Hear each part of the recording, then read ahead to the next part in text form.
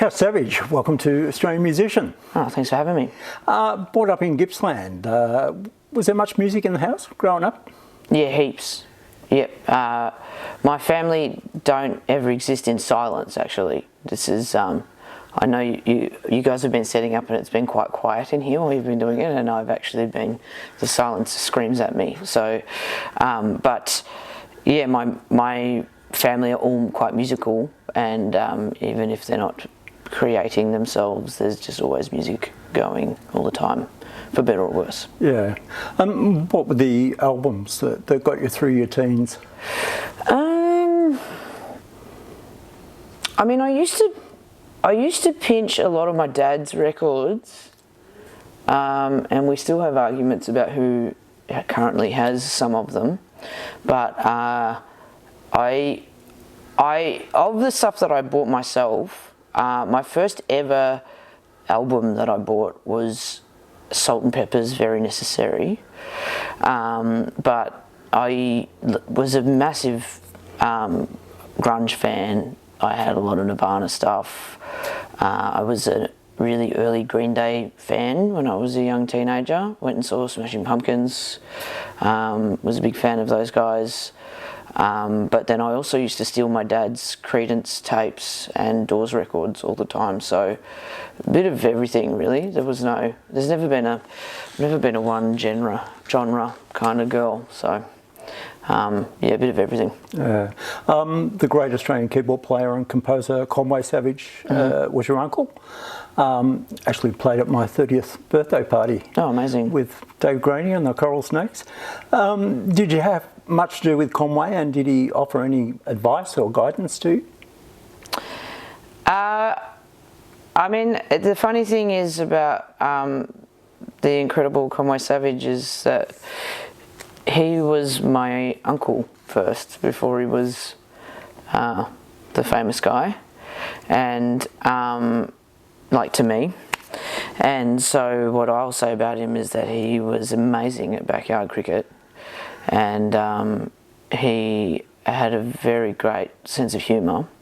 But as my career has gone on, or went on, he would show up in my backstage areas after shows. Conway would be there, or the security guards would be telling me that there was some guy who wanted to come back and to be him, and it was always the best. And he did offer me advice at times, and I still hang on to that and think about it.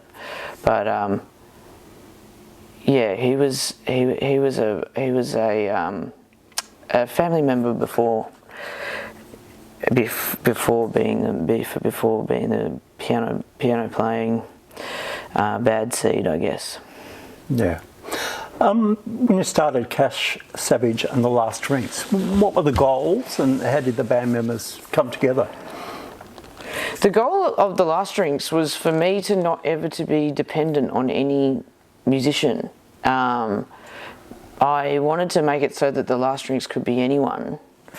And so when it started, I used to just book shows and then make up a band after the show was booked, and whoever could be in it, which meant that we had heaps of musicians in the Last Drinks. We had multiple drummers that could be called upon, and multiple guitarists, and that ethos is still somewhat there. There is, I mean, around the time that we recorded The Hypnotizer, the band sort of locked into itself. But having said that, we have now got 8 members, and we've got one member who can play all the guitar parts and the keyboard parts, and so he'll come on tours or fill in when others can't do it. And we've done a tour without Renee the drummer, which was a big surprise that we'd ever be able to do that. But so the ethos is still somewhat there. But yeah, sort of the idea was that I would write songs, which I've absolutely failed at now. I would write songs that were simple enough that anyone could just jump up and play. That is not the case anymore. The songs are way too complicated for someone. Well, not complicated, but we used to be a bit of a country blues rock band, you know, and anyone can just jump up when it's that sort of stuff. But when it's, yeah, now it's a little bit trickier. But still, there's still the ethos is there where we have a broader collective of Last Drinks members who can be called in to play. Yeah. What do you remember about the band's first gig? We played as a three-piece on a Sunday night and supported Graveyard Train, and it was me and Nick and Joe. And Nick, who was the lead singer in Graveyard Train, has been in and out of the band, and now is a very solid member, both in the music and behind the scenes. And then also Joe, who has never really been out of the band, but there's been times when he's been touring with Rolling Blackouts where we've had to get someone to fill in for him. And so, yeah, I remember that was our first ever show. And then the second show, we ran into Renee, who was an old mate of mine, and said, "Do you want to jump up on the drums for this gig?" And he jumped up and has been in and out of the band, but mostly in since then. Yeah. You mentioned that the way you write has developed. In the early days, things were a lot simpler. What's the process these days, creating music for the band?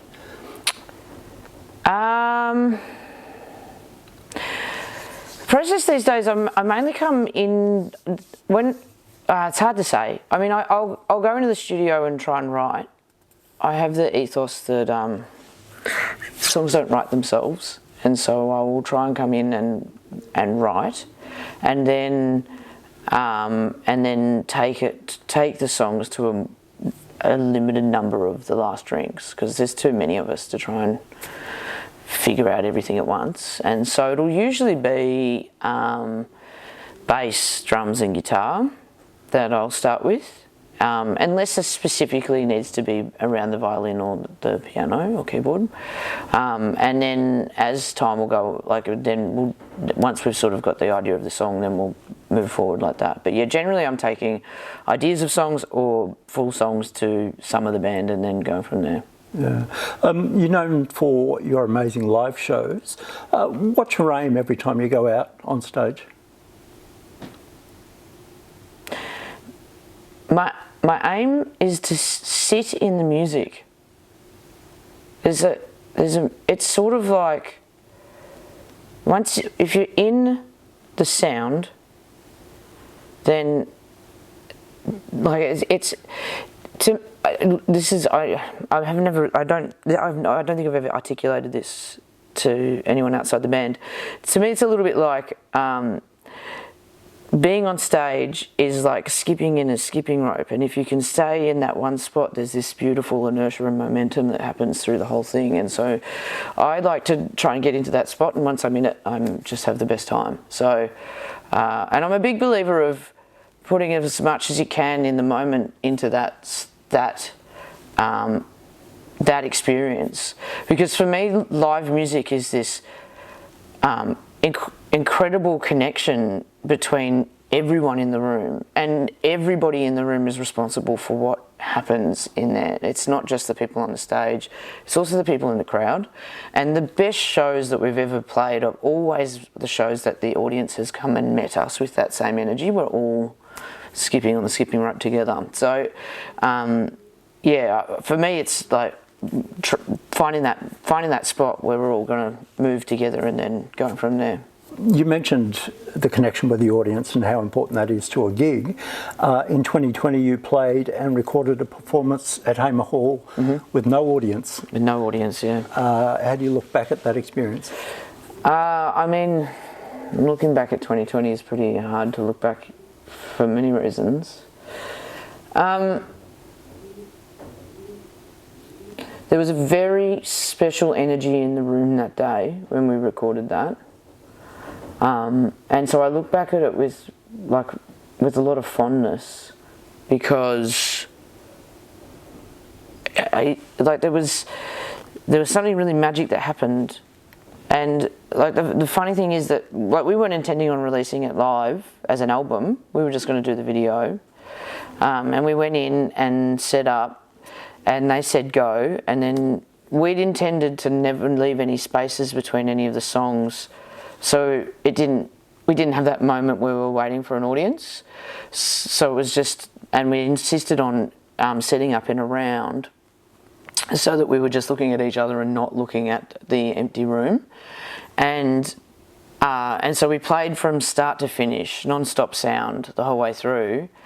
And we got to the end, and the drummer had, Renee's snare had half fallen off, and he was drumming with holding his snare, and like all these things that had sort of happened that were not quite perfect, but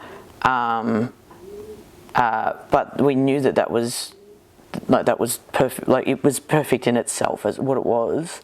And they were like, "Oh, do you want to do another one?" And we were like, "Absolutely not. That's it. That's the one." And so it only goes for like 45 minutes or something. It was heaps to set up, but nothing I'd been setting up the day before and all this stuff. And then we just came in and just went boom and put that down, and we're like, "That's it. That's done." And then I drove back to South Gippsland, and the whole of Melbourne went into lockdown. And I guess a couple of weeks later, I got delivered this little live recording of us, and I listened to it and was just like, "This is awesome. This is so good. We should put it out. Like, it's better than there's no point in just putting out a couple of videos here or there or putting up a live stream. Let's actually just put it out." You've had another busy year, and this year you took over Estonian House for 2 nights, and you could probably call it a mini festival. How did that go? It was amazing. It was a very special evening. I mean, that's one of those situations I was talking about before, when the audience comes in and is part of it and is involved in it, because of how we'd messaged it. Everybody knew why we were putting that show on, and for those who don't know, we were intentionally putting on a show that was trying to exclude big business, and do our best to keep as much of the money that was earned from the evening in the hands of musicians, which meant that some of the musicians from some of the bands were behind the bar. Basically all the roles that we could fill, we were filling them with, legally we could fill with musicians and people who were working there. So, and we were quite vocal about why we were doing it, but when the audience got there, they were part of it, and they knew, and they understood where we were coming from, and it created this community aspect of the show that isn't necessarily always there, particularly to that level. That was just very beautiful. Every band had a very nice time playing, and then on the Saturday we had it so that kids could come, but we specifically ran it as a gig, not a kids gig, and so we told the parents that it wasn't it's still a licensed space, and it's still a grown-up space, but you can bring your kids, and the kids were fantastic, and the parents. There's lots of people who came along to that Saturday that I hadn't seen for years in the crowd because they'd had kids, and so all of a sudden there was all these old fans of the Last Drinks there, which was pretty special in itself. But yeah, both days were really, really special days, and we were really proud. I'm really proud, and we were really proud to put that event on. I see a lot of similarities with your performance and passion with Patti Smith. Was she an influence at all? Oh, absolutely. When I broke my leg, when I was like, I don't know, 24 or something. And I sent my partner at the time to get me a bunch of records or albums, and she went off to the music shop and got me all this list, and one of them was Horses, Patti Smith, and I think I probably listened to that one the most of all the records that I got, and I really flogged it during that time. So when I think about Patti Smith, I think about being stretched out with quite a severe broken leg, full of metal. My leg was full of metal, and so it was a pretty strange time. But that album really struck a chord with me. during that time. Yeah. Did you ever get to see her live? I've never seen her live, no. No. I actually have this weird thing where some artists, I don't want to see them live.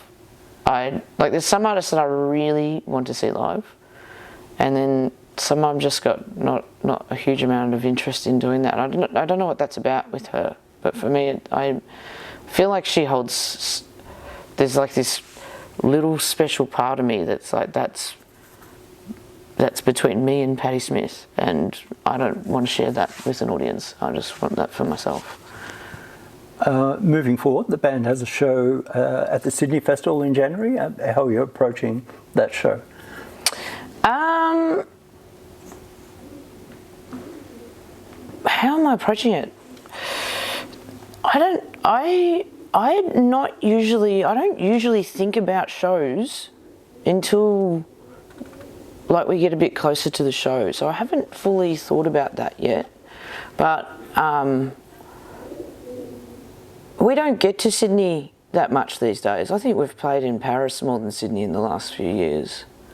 And that's for a few different reasons. But when we do go to Sydney, we like to really make an effort out of it. So whatever we do up there, it'll be a good show.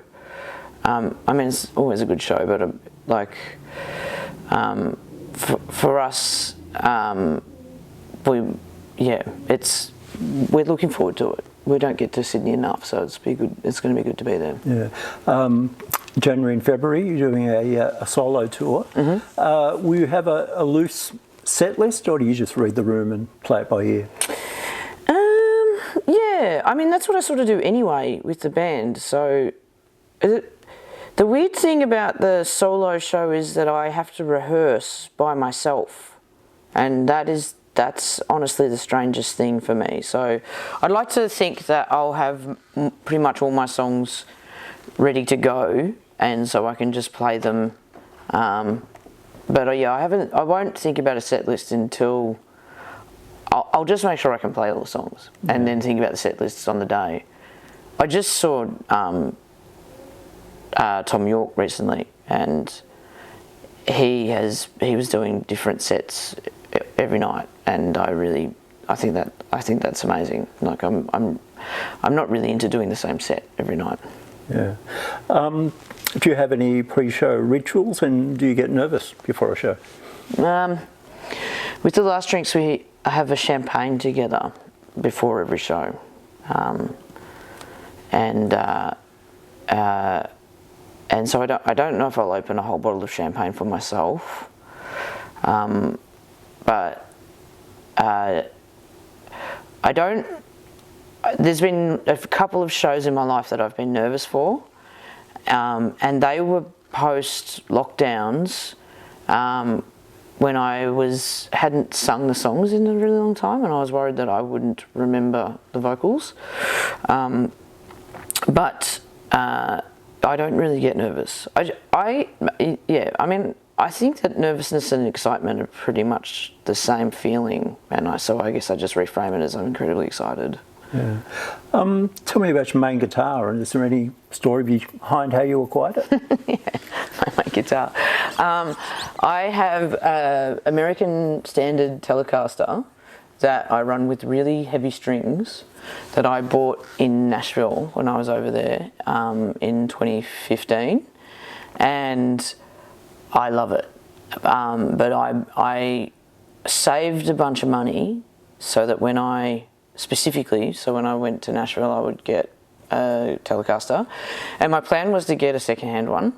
And then I went to every secondhand shop and couldn't find them. I couldn't find one, and I just couldn't even find any. And then I spoke to someone, and they're like, "No, you'll never get a secondhand Telecaster in Nashville. They're like hen's teeth. Like as soon as one comes up, they're just gone straight away." And I just can only presume that everybody in Nashville's got about 50 Telecasters sitting in their house. But so I went to this music store and bought one, and it was a black Telecaster with white scratch plate, but I bought a tortoiseshell scratch plate for it, and then was at a hotel and was like, can you get the maintenance guy for me? can I borrow one of your screwdrivers? And took the scratch plate off in the hotel and put on the tortoiseshell one. And then later during that trip, I saw Britney Spears at Vegas, and then for the rest of the trip, I was learning Britney Spears songs on my brand new American Telecaster, which was it was pretty fun. I learned a lot of her back catalogue during that trip. Yeah, and some of those songs might come out in the solo tour. Probably not, no. But I mean, never say never. After the solo tour, you head to Europe with the band. How have you managed to develop your audience overseas over the years? That is just by hard work, playing lots of live shows. We've been really, this will be, I think, the 10th or 11th tour we've done overseas. We've played, for us, people coming to see us is the best way for us to build audiences, I guess. And we've been lucky enough to get on some quite large festivals over there, and had support from some really great champions of music over there. And so that has created enough of an audience for us to keep going back. But it has just, honestly, we have done hard work over there, just doing one market at a time, and and we love it. So it doesn't seem like hard work, but when you look back at it, it's a lot of hours has gone into building that audience over there. And now we're going over for our biggest ever French tour, and I'm really I think it's going to be an amazing tour. Like, it looks like it's going to work really well, and maybe it won't be as hard work as some of the others, but there's a whole other thing when you get to change levels as you go through. When you're first starting out, it's hard because you're new to it and you probably party too much, and there's all of that. But now we're playing these bigger venues. There's longer sound checks, and there's bigger travel times, and there's all these other aspects that make it a bit more like work than it used to be. But this next tour is a real ripper. It's going to be good. Yeah, it must be satisfying as an artist to already have virtually a third of the year booked. Yeah, it's awesome. Yeah, it's really good. I'm always working a little bit ahead of myself, but yes, it is. It does feel good. I mean, I also sort of have the rest of the year planned for next year as well. So, which is sometimes feels like a lot of pressure, but at the moment it just feels nice. Yeah. And where are you at with new recorded music?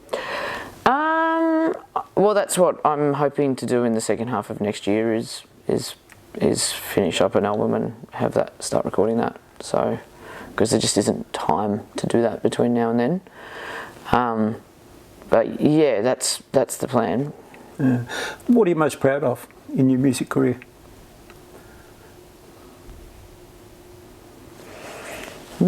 Pride. I'm really proud of the community around The Last Drinks. I'm really proud of the people that we work with, the people of the band, and the people that we work with, and the community around it. It's a really beautiful community, and of all the things that I and we have created over this time, to now be at this point and realise that there is just a bunch of really wonderful humans that we work with, and who are all committed to arts in different ways, which is an increasingly hard thing to do.